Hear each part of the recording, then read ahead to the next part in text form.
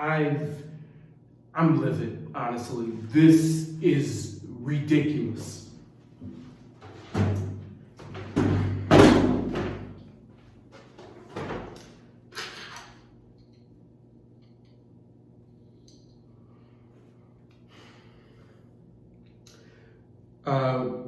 I'm here to report that the Chicago Bears lost 34-14 against the Los Angeles Rams.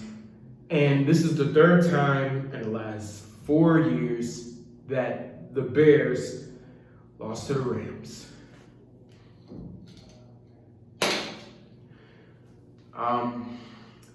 The play calling, I'm just going to be as calm as usual. But what the hell was that?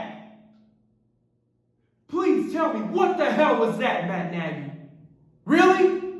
Going for it on fourth down when you're in field goal range, you're going to go for it on fourth down and miss all 3 times, thus missing out on potential points that could have changed the outcome of the damn game? Really?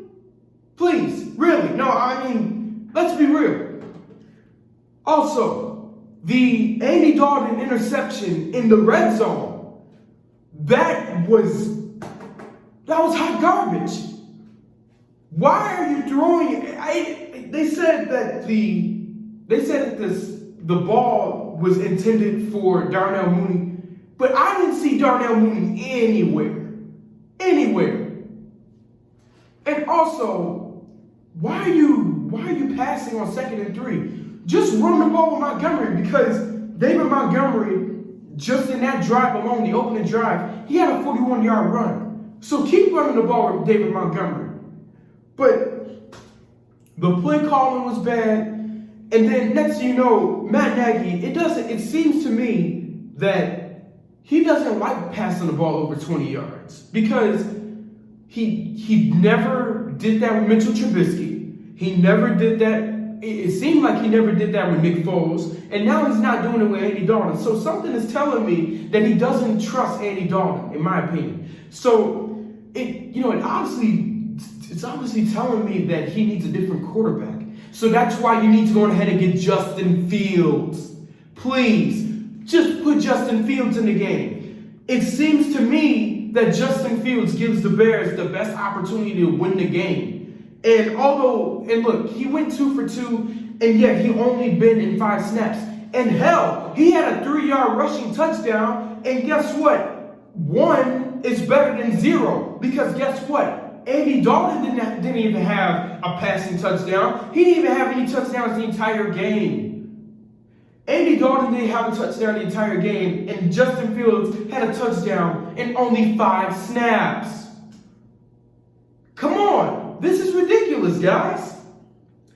Next, we see also, the only thing that I'm going to say that was good about the play calling, the rush attack was great, because the Bears, in total, they had 134 rushing yards, which is pretty good. So I got nothing, I have nothing to say about the rushing, but passing, it was just god-awful. Andy Dalton, although he had a lot of completions, he only had 11 incompletions. He only passed for 206 yards. He took 3 sacks. He threw an interception. And his quarterback rating was a 72.9. That's bad. That is really bad. That's not even near the average QB rating in an NFL game. David Montgomery had 16 carries, 108 yards, 6.8 yards per carry, and 1 touchdown with his longest run of the day of 41 yards. So David Montgomery had one hell of a game. So, I can give him I can really clap for him right now, but that's it. But the receiving core, it's like when Andy Dalton is only throwing for 5 yards, the wide receivers won't get that much production unless they break a few tackles, which they did not. Marquise Goodwin had the most receiving yards. It wasn't even Allen Robinson, it was Marquise Goodwin. Robinson had the most receptions, but Marquise Goodwin had the most receiving yards. He had 45. Cole Kmet had 5 receptions, 42 yards. Allen Robinson, the star wide receiver of the team, 6 receptions and 35 yards. And his longest reception of the day was 9 yards. So you can tell that Andy Dalton wasn't even throwing the ball deep down the field to Allen Robinson. It wasn't even, like, everything wasn't even going right. Jimmy Graham only had 2 targets and he only had 1 catch. So it was like, it's like the defense, it's like this offense doesn't really rely on the best tight end, which is Jimmy Graham, on the team. I mean, I think Cole Kmet could be one of the best tight ends on the team. I think he could be the best. But right now, I still think it's Jimmy Graham. He had the most touchdowns as a tight end last season on the Bears. But Cole Kmet, I mean, he had a pretty solid day, 5 for 42. But, I mean, this defense really struggled. And not to mention, it was the pass rush and the secondary. They both struggled. And it really sickened me, honestly. This defense, I'm just going to say this right now as calmly as I can, but Eddie Jackson, Tashawn Gibson, Jalen Johnson, Kendall Vildor, Marquise Christian, where the hell were you throughout the game? Please, where were you? Because this, like, literally, Cooper Kupp dusted everybody down the field. Van Jefferson, he was the first wide receiver to get a long bomb down the field, and his long was a 67. That was a 67-yard touchdown reception, and that honestly pissed me off to begin with.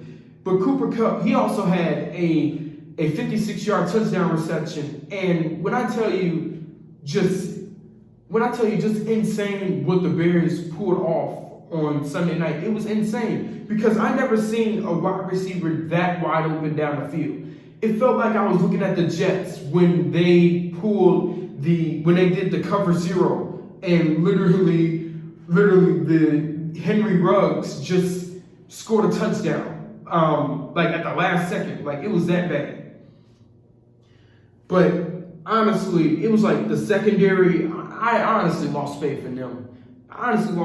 Because Eddie Jackson, right after his huge payday, he hasn't been productive. Tashawn Gibson, I mean, this is his second year, but Tashawn Gibson is not even an elite strong safety. He's solid, but he's not elite. Then Jalen Johnson, I get that this is your second year in the league, but you can't be getting dusted by any of these star wide receivers. I understand that the star wide receivers are really shifty, but if I'm Jalen Johnson, he has to work on his zone and his man coverage, honestly. Next, Kendall Vildor. I got nothing to even say about him. It's just terrible, honestly. And then Marquise Christian, he was the guy that was responsible for letting Van Jefferson and Cooper Kupp go deep down the field alongside Eddie Jackson and Tashawn Gibson, which, by the way, Eddie Jackson and Tashawn Gibson, this safety duo, they could be really good, right?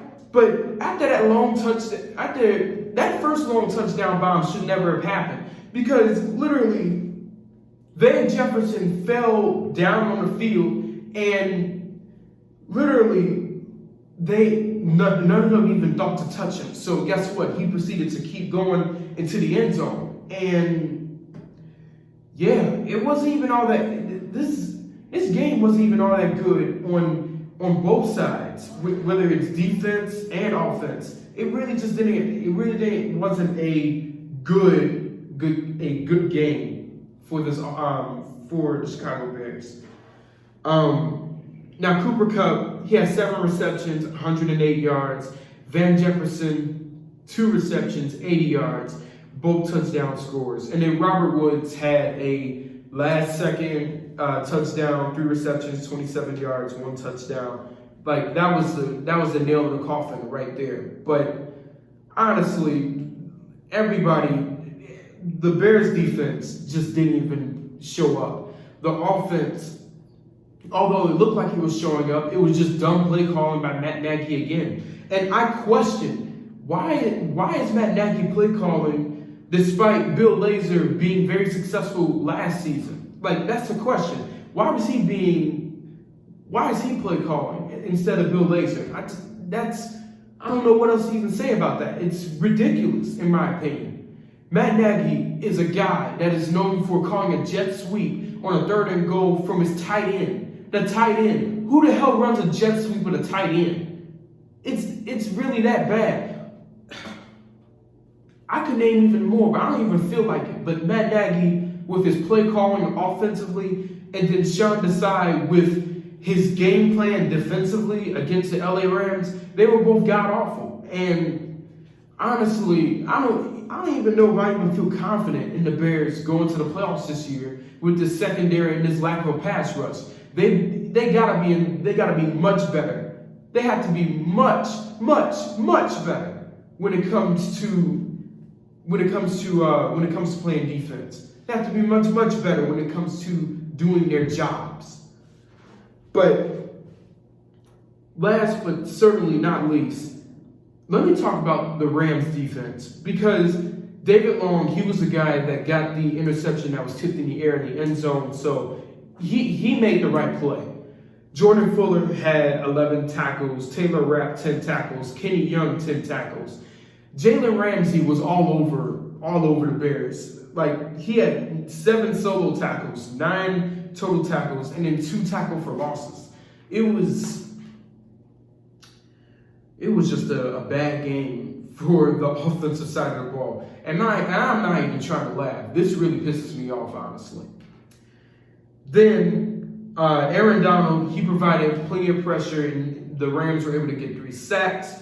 And literally, Andy Dalton could not run to save his life. And it was god-awful. But next, this isn't even about the game anymore. It's about Ryan Pace. Actually it is about Ryan Pace.